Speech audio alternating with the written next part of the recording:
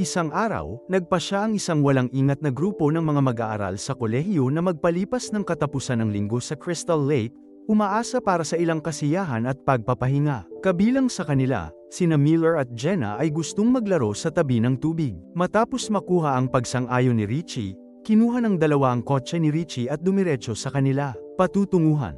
Hindi nagtagal, nakarating sila sa napakagandang lawa. Crystal Lake, isang lugar na nagpalamig sa mga spine ng lahat. Sina Miller at Jenna ay masayang tumatawid sa tubig sakay ng bangkang demotor, na walang kam-alay-malay. Ang panganib na yon ay tahimik na nagsasara. Habang sila ay nagsasaya, ang trahedya ay dumating sa isang iglap. Biglang, isang matalim na palaso ang tumusok sa ulo ni Miller. Tuwang-tuwa pa rin si Jenna na hindi alam. Patay na si Miller. Masayang kumaway si Jenna, umaasang hihilahin siya ni Miller. Ngunit sa halip na huminto, ang bangka ay patuloy na umaandar at biglang bumangga sa kanya. Buti na lang at sakto nakaiwas si Jenna. Kung hindi, ang pag-crash na yon ay nakamamatay. Buong lakas na sumigaw si Jenna para sa kanyang buhay. Ngunit ang tanging tugon ay ang nakakatakot na presensya ni Jason, ang walang humpay na pumatay. Sa takot at pamumutla, mabilis siyang tumalikod at lumangoy patungo sa tapat ng dalampasigan. Maingat na sinisira ang ibabaw. Umaasa siyang makatakas sa bangungot. Para lang tumingala at makita si Jason na papalapit na may hawak na napakalaking 40-foot machete. Ang tanging magagawa niya ay tahimik na magdasal na hindi siya nakita nito, ngunit sa susunod na sandali.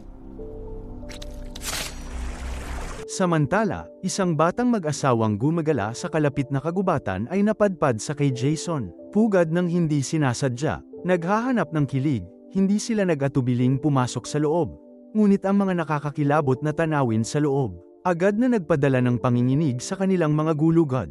Sa takot, sila ay tumakbo palabas, desperado na bigyan ng babala ang kanilang mga kaibigan. Ngunit, tulad ng mangyayari sa kapalaran, ang kanilang flashlight ay biglang namatay sa isang maikling distansya lamang mula sa cabin. Nang walang pagpipilian, yumuko sila para palitan ang mga baterya. Pagkatapos, out of nowhere, narinig nila ang putok ng isang sanga sa likod nila. Nang maramdaman nila ang panganib, nagsisiksikan sila upang humanap ng mapagtataguan. Tumibok ang mga puso habang sinusubukan nilang manatiling tahimik at hindi nakikita. Habang lumalakas ang mga yabag, isang napakalaking pigira ang lumitaw mula sa kadiliman. Hindi mapag-aalinlanganan na si Jason mismo ang pumatay, na may bitbit na bangkay na walang ulo na nakasampay. Balikat niya habang dahan-daang lumalapit. Nanginginig sa takot ang dalawa, nanlamig sa pwesto. Ngunit hindi yun ang pinakamasamang bahagi. Nang makarating si Jason sa harap nila, bigla nilang napagtantong may naiwan silang backpack. Sa labas, yumuko si Jason, dinampot ito, at ibinalik ang tingin sa bahay sa likuran niya. Ang sinumang nang ahas na salakayin ng kanyang teritoryo ay malinaw na hindi natatakot sa kamatayan. Binuksan niya ang mga ilaw at sinimulang hanapin ang lugar ng may pamamaraan. Samantala, ang dalawang nagtatago sa ilalim ay takot na wala sa kanilang isipan. Buti na lang at hindi sila nahanap ni Jason. Pagkatapos ng walang kabuluhang paghahanap, itinaas niya ang bangkay pabalik sa kanyang balikat at umatras doon. Kanyang pugad. Gustong sundan ni Mike at tingnan ang mga bagay-bagay, ngunit iginiit ni Lisa na ito ay masyadong mapanganib at na ang kanilang prioridad ay ang makakuha ng tulong. Sa pangungumbinsi ni Lisa, nagmadali silang pumunta sa cabin ni Richie. Walang kam-alay-malay na si Jason ay tahimik na sumusunod sa kanila sa buong paglalakbay. Samantala, pabalik sa cabin, nag-iinuman at nagkakasayahan pa ang grupo. Ang isa sa mga lalaking asyano, na naghahanap ng ilang kaguluhan, ay kumuha ng isang bote at natitisod. Mag-isa sa malapit na shed, lasing at walang pakialam.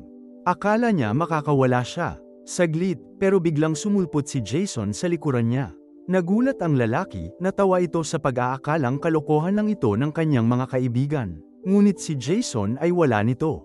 Sa isang brutal na galaw, hinawakan niya ang lalaki, isinandal sa pader, saka hinayla palabas. Isang distornilyador at itinulak ito sa kanyang lalamunan. Wala man lang awa. Samantala, si Lawrence, na naiinip at hindi mapakali, ay binuklat ang isang magazine na puno ng mga larawan ni mga sexing babae. Sinusuri upang matiyak na walang nanunood. May gagawin siyang hindi nararapat.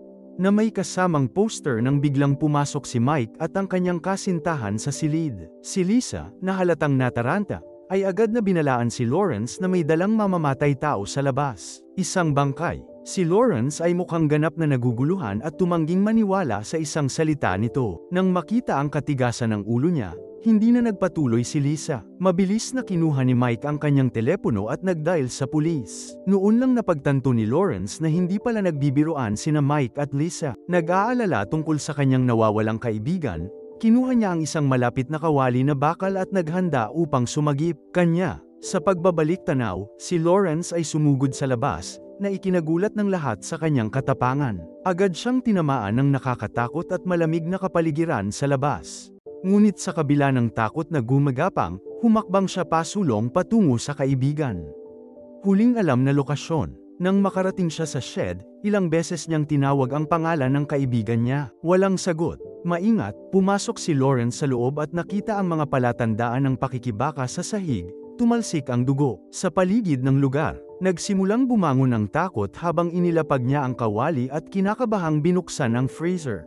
Ngunit biglang, ang mabilis na reflexes ni Lawrence ang nagligtas sa kanya habang siya ay tumakbo palabas. Malaglag lang, sa takdang panahon. Gayunpaman, tulad ng sinasabi nila, hindi mo matatakasan si Jason ng ganoon kadali. Kumuha si Jason ng palakol sa malapit at diretsyong ibinato kay Lawrence. Ang lumilipad na sandata ay nagpabagsak kay Lawrence, na iwan itong namimilipit sa sakit habang tinatawag out desperately para sa tulong mula sa iba sa loob. Bagamat narinig ng lahat sa loob ang kanyang sigaw, wala ni isang tao ang nang-ahas na lumabas. Iligtas mo siya. Mahina hong nilapitan ni Jason si Lawrence at tinapos ang kanyang buhay sa walang awa na kahusayan. Samantala, tuluyan na itong nawala ni Dana. Gusto lang niya ng isang nakaka-relax na bakasyon sa katapusan ng linggo. Ngunit sa halip ay natagpuan ang kanyang sarili na nakulong sa isang walang awa, mamamatay tao. Sa labas, nakatayo si Jason sa rooftop na may hawak na napakalaking machete, matiyag ang naghihintay sa perpektong sandali upang mag-strike muli. Sumilip si Richie sa bintana, napagtanto na imposible ang pagtakas sa kalagitnaan ng gabi. Walang pag-aaksaya ng isang segundo, tumakbo siya sa itaas.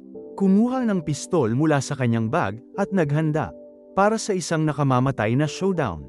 Noon lang, sinundan siya ni Dana sa itaas, ngunit naubos ang swerte niya nang makatapak siya sa sahig, na humarap sa mamamatay tao na matagal nang naghihintay sa kanya. Samantala, may bigla ang katok sa ibaba.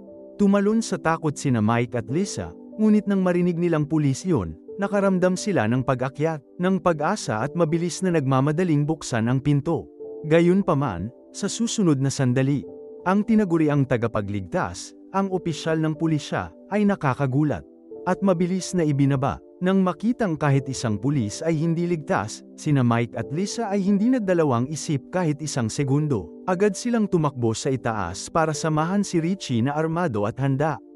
Alam nilang lahat na kung mananatili pa sila, tiyak ang kamatayan. Kaya't nagpasya silang tatlo na magsama-sama at lumaban sa kanilang paraan, umaasa na. Nang walang pag-aaksaya ng oras, nanguna si Richie na may hawak na baril.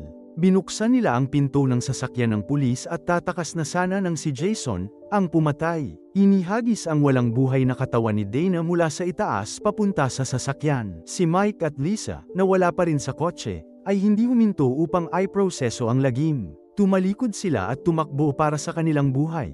Si Richie ay tumakbo sa ibang direksyon, tumatakbo para sa kung ano ang pakiramdam tulad ng magpakailanman. Hanggang sa isang mabilis na pagtakbo. Muntik na siyang matamaan ng pickup truck. Huminto ang truck at kinawayan siya ng driver, sumenyas kay Richie na tumalon. Nag-alinlangan si Richie, ang takot ay nakahawak sa kanya, dito sa gitna ng kawalan. Hindi niya matiyak kung kaibigan ba ang estranghero na ito, o isa lamang bangungot na naghihintay na mangyari. Habang nag-aalangan si Richie, umiling ang matandang sakay ng truck at pinasabog ang gas. Mabilis ang takbo, palayo sa walang buhay na katawan at paa ni Richie, pinatay ni Jason. Samantala, sina Mike at Lisa, hawak ang matandang kasabihan na ang pinakadelikadong lugar ay ang pinakaligtas na lugar. Bumalik sa pugad ni Jason, umaasang magtago doon hanggang madaling araw bago sila makatakas. Sa hindi inaasahang pagkakataon, napadpad sila sa isang tagong daanan sa ilalim ng lupa sa loob ng bahay. Dala ng kuryusidad, hindi na sila nagdalawang isip pa at walang pagdadalawang isip na tumalon pababa. Ang sunod nilang nakita ay nabigla sa kanilang kaibuturan. Sa loob ng lagusan, isang dalaga ang nakadina, nakulong at walang magawa. Hinawakan ni Mike ang isang kalapit na piku at binasag ang mga tanikala na nakagapos sa kanya. Ngunit hindi napapansin ang kanilang pagliligtas. Ang nakakatakot na tunog ng pakikipagkarera ni Jason sa kanila ay umalingaw-ngaw sa daanan. Walang pag-aaksaya ng isang segundo, silang tatlo ay tumakbo patungo sa labasan. Sa kabila ng kanilang galit na sprint, sila ay isang hakbang na masyadong mabagal. Sinalo ni Jason si Lisa mula sa likod, brutal itong sinaksak sa tiyan. Nang walang ibang pagpipilian upang mabuhay. Napilitan si Mike na iwanan si Lisa at tumakas sa pamamagitan ng daanan sa ilalim ng lupa sa buong bilis. Sila ay tumakbo para sa kung ano ang pakiramdam tulad ng magpakailanman. Nang sa wakas ay napabuntong hininga si Mike, biglang sumulpot si Jason sa likuran niya, kumapit. Mahigpit ang pagkakahawak ng mga kamay niya sa leeg ni Mike. Mabangis na nanlaban si Mike, paulit-ulit na sinasaksak si Jason gamit ang kutsilyo sa kamay. Dahil sa sakit ay itinapon siya ni Jason, at nagawang makawala ni Mike, ngunit malayo ang laban. Mula kahit walang humpay na itinulak ni Jason pabalik si Mike, na ipinakita ang kanyang labis na lakas. Hinawakan ni Jason ang ulo ni Mike at sinimulang pilitin siya patungo sa malapit na hilinga ng karne. Ang nag-aalalang mga talam na nagbabantang pira-pirasuhin siya. Nang tila madudurog na si Mike, kumilos na ang babaeng nagtatago sa malapit. Inilabas niya ang larawan ng ina ni Jason. Kasunod ng imahe, ang mabangis na ekspresyon ni Jason ay lumambat saglit, nahuli sa alaala. Nang samantalahin ang pagkakataon, kinuha ni Mike ang isang mabigat na bagay na bakal at hinampas si Jason mula sa likuran. Mabilis niyang binalot ng mabigat na kadena ang leeg ni Jason. Sumugod ang babae para tumulong, at sabay nilang itinaas si Jason at ibinitin sa sinag sa kisame. Pero nakakakilabot ang lakas ni Jason. Agad niyang pinutol ang kadena at sinugod sila, galit na galit at handang pumatay. Biglang nahuli ang kadena sa hilinga ng karne. Kahit anong pilit ni Jason, hinayla siya pabalik ng makina ng may brutal na puwersa. Determinadong tapusin siya ng isang beses at para sa lahat, hinawakan ng babae ang malaking machete na nakahiga sa lupa at isinubsob ito sa dibdib ni Jason. Ang eksena ay pinutol sa susunod na umaga. Si Mike at ang babae ay nakatayo sa gilid ng Crystal Lake. Sa harap ni Mike ay isang itim na snakeskin bag, at sa loob nito ay ang walang buhay na katawan ni Jason. Walang pag-aalinlangan, itinulak ni Mike ang bag sa lawa, pinapanood ang kasumpa-sumpa ng kanyang Jason. Dahan-daang lumulubog ang maskara sa ilalim ng tubig.